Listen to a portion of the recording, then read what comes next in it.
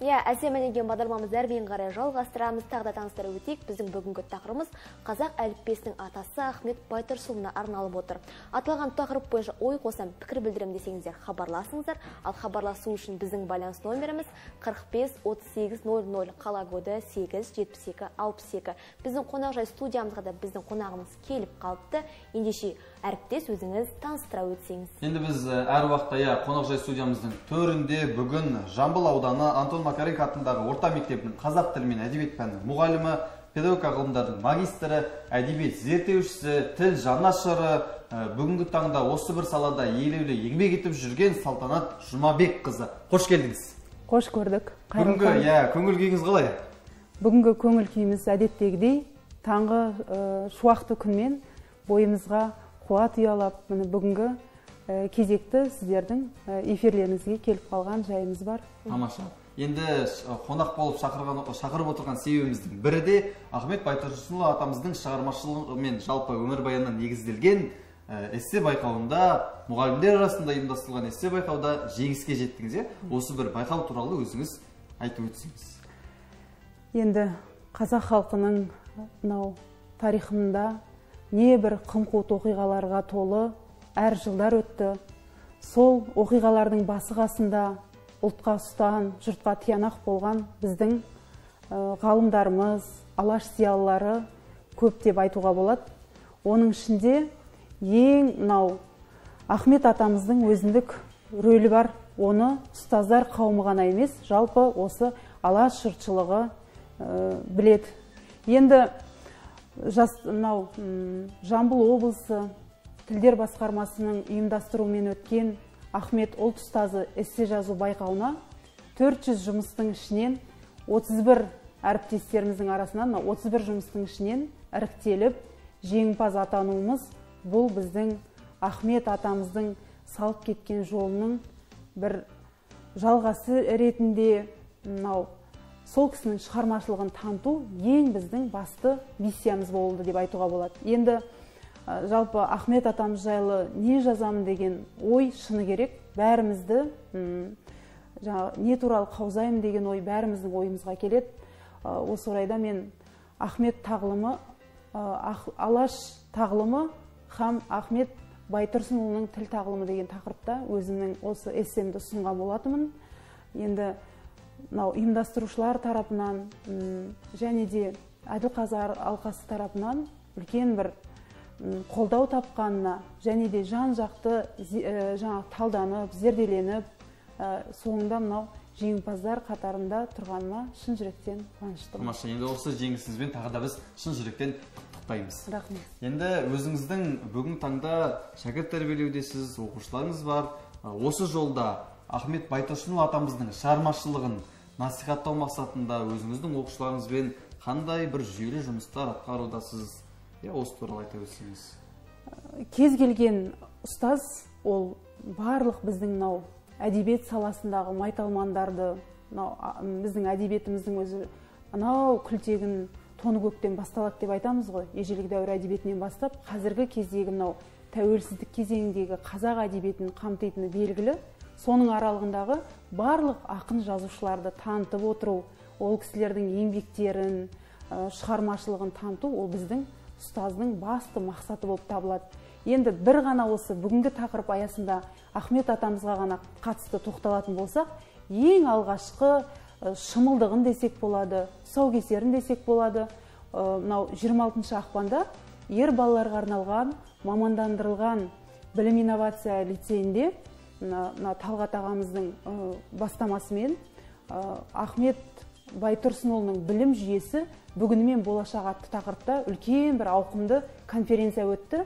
Сол конференцияда біз кішкентай балғын бүлдіршіндер 6-7 сынып оқушыларына, сонымен сол кісілердің қатысуымен үлкен баяндама жасадық. Бірақ мен сол жерде бір таңғалғаным, сол іс-шара барысында балалардың дұрыс бата беруі, жүйелі сөйлеуі, табалдырықтан аттағаннан бастап Ахмет атамыз жайындағы барлық тағылымды, оның аудармалары болсын, мысалдары болсын, әдебиетке қосқан үлесі болсын, соның аясында үлкен ауқымды салмақты сөз саптаулары біздің көңілімізге ұстаз ретінде қуаныш ұялатты. Енді осы іс-шараның барысында мынау алаш зиялыларына арнап Құран бағыштап үлкен құрбан шалып ас беруі, бұл да бір біздің тәуелсіздіктің қазіргі мынау шақтағы біздің ата бабаларымыздың рухына деген үлкен тағзым деп білемін.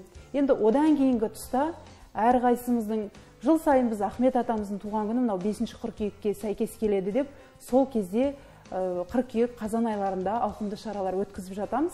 Бірақ биылғы жыл өздеріңіз білесіздер, биылғы жыл мерейтой, мереке, сонымен қатар ең бастысы Ахмет атамыздың тағылымды жолын, танымдық жолын, сонымен қатар теоретик, аудармашы ретіндегі, сонымен қатар қазіргі соңғы кезде байқасаңыздар, мынау телеарналардан көрсетіліп жүр, композитор ретіндегі жолын оқушыларға таныту мақсатында жылдық жоспар бекітіліп, соның аясында біршама істер атқарып келеміз. Енді мен өзімнің куә болған іс-шараларыма тоқталып сіздерге ретімен баяндап келе жатырмын.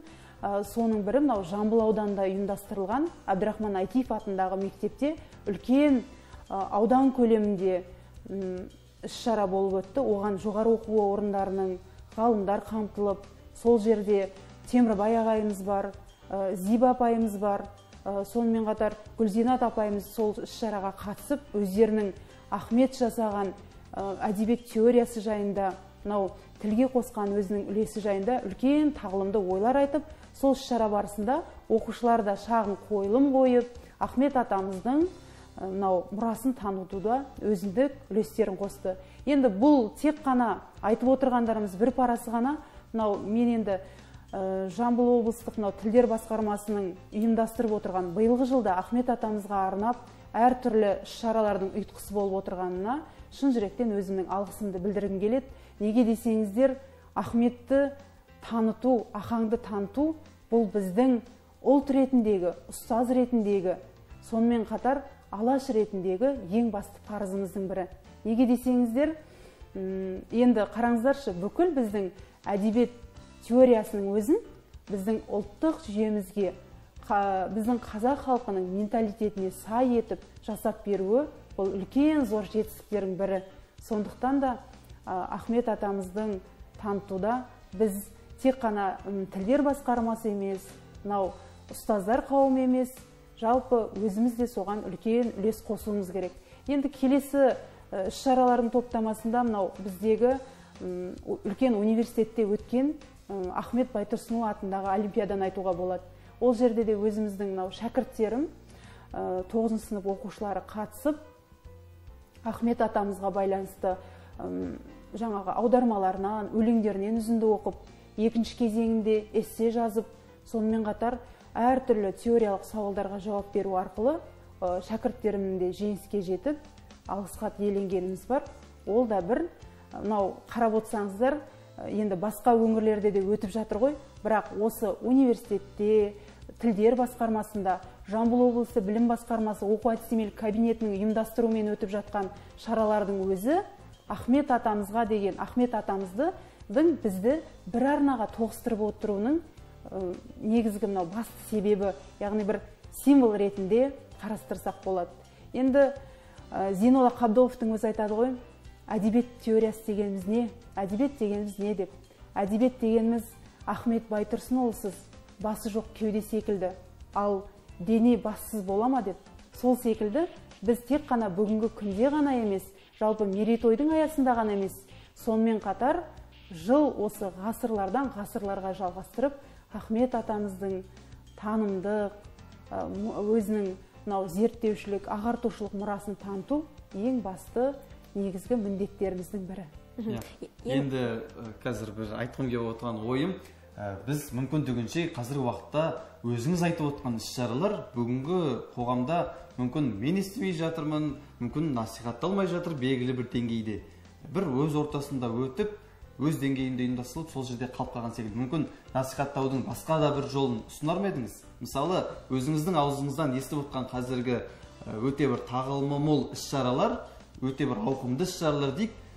Енді соның бел ортасында жүрмін деп те қазір айтуға ұялып отырмын. Енді өзіңіз сол бір бел ортасында жүрсіз, дегенмен де осы бір іс-шараларды ұйымдастырған соң насихаттаудың ұтымды ұсынысы ретінде қалай бір ұсыныстар айтар едіңіз? Ерсұлтан мырза, өте орынды сауал қойып отырсыз, және де ойланарлық сауал қойып отырсыз.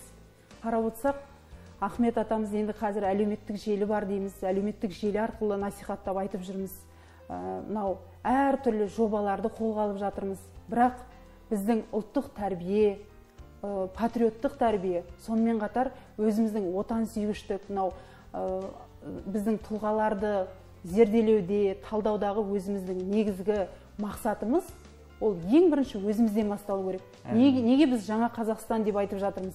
Мен осы әлеуметтік желіде жақында ғана бір өзім жазба қалдырдым. Енді оны айтудың реті, орны бар шығар деп ойлаймын. Мынау біз қазіргі таңда ақты қарадан айыра алмай келе жатқан ұрпақпыз.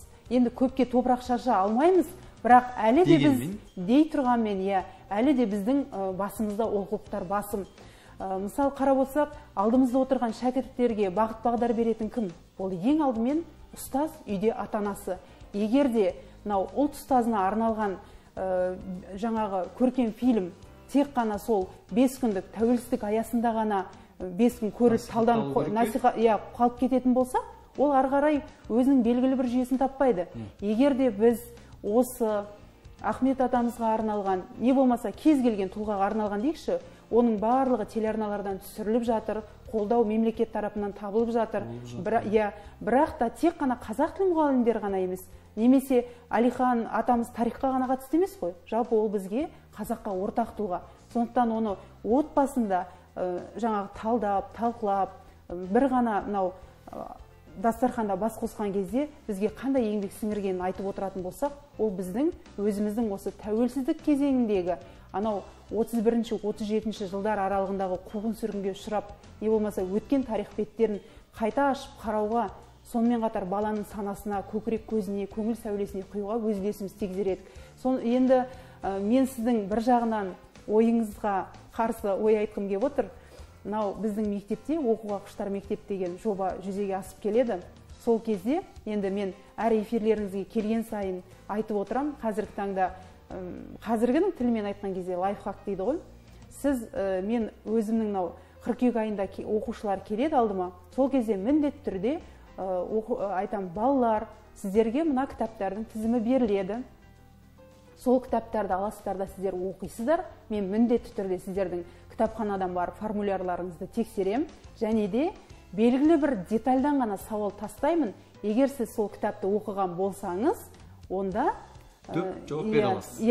Онда сіз белгілі бір мақсат мұратқа жеткеніңіз. Ал егер де жауап бере алмасаңыз, онда бәрібір жаңағы түбіне дейін оның апармасақ, біз қазір егер де бала оқымайды деп қалып қоятын болса, онда бел ортасынан қалып қояды ол. Соның негізінде енді мен өзім парақшама бір ғана детальді жариялаймын. Мысал үшін, балам дейтін жұрт болмаса, жұртым дейтін бала қайдан болсын деген сауалды тастап, осы дәйекті сөздің авторы кім, ол жайында не айта аласыз деген кезде, балалар да өз ойларын көсіліп айтып, жазып, келесі кезеңде талдап жатады. Енді осыған байланысты әдебиетті оқыған кезде біз көбінесе шығармаларына байланысты үзінді береміз да, сіз осы шығарманы қалай аяқтар едіңіз? Сіздің ойыңызда, сіздің танымыңызда, сіздің түйсігіңізде бұл шығарма қалай көрініс табу керек деген кезде, біздің оқушылар да өз ойларын әртүрлі қиялдың шегіне апарып айтып жатады. Бұның өзі де үлгі насихаттың бірі деп ойлаймын. Енді біз шынын айтқан кезде бір арнаға тоғысуымыз керек.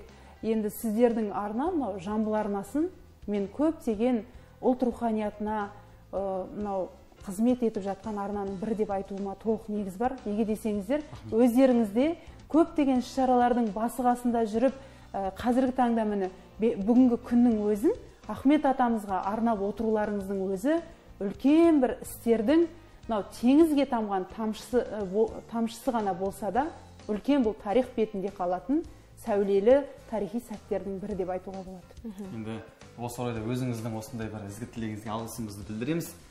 Келіп, осындай бір тамаша дүниені, қоғамда орын алып жатқан ауқымды шаралар туралы өзіңіз айтып жеткізгеніңіз үшін де алғысымызды білдіреміз. Енді білім жолында биік белестерге жете беріңіз. Әр ұстаздың белгілі бір деңгейде көрсеткіш ол шәкіртінің жеңіске жетуімен көрініс табатыны рас. Сондықтан шәкірттеріңіз де білім жолында, ғылым жолында бағындар белесі биік болсын дейміз.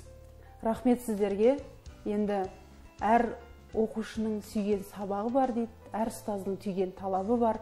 Күнделікті өмірімізде мынау алдымызға қойған мақсаттарымызға алаш зиялылар салып кеткен жолды жалғай беретін болсақ, сол миссияға негізделген мынау негізгі міндеттерімізді дұрыс атқара білсек, онда біздің жаңа Қазақстанның, сонымен қатар енді жаңа Қазақстан бүгін ғана пайда болған жоқ қой. Ол біздің тарихқа таңба етіп, тасқа қашап жазып кеткен тарихи жәдігерлерімізден басталады. Сол еңбектеген баладан еңкейген қарияға дейін күнделікті ұлт руханиятына жанашыр бола білсек, кез келген біздің алынбайтын қамал, аспайтын жаңа асу белдеріміз жоқ деп ойлаймын. Рахмет шақырғандарыңызға. Тамаша, сізге де алғысымызды білдіреміз. Құрметті көрермен, келесі кезекті біздің әріптес